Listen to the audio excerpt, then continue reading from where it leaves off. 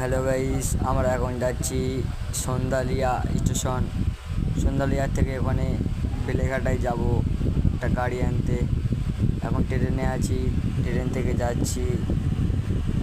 দেখতেই পাচ্ছ ট্রেনটা কত দূরে চলছে। একটা স্টেশন এসে গেছে সামনে। স্টেশনটা কি স্টেশন দাঁড়াও, দেখলে বুঝতে পারবে। দেখতেই পাচ্ছি স্টেশনটা, এখানটা ব্রিজ করা আছে। ওপার থেকে ট্রেন যায়, এবার থেকেও যায়। দেখতে পাচ্ছ ব্রিজ করা আছে ওপারে।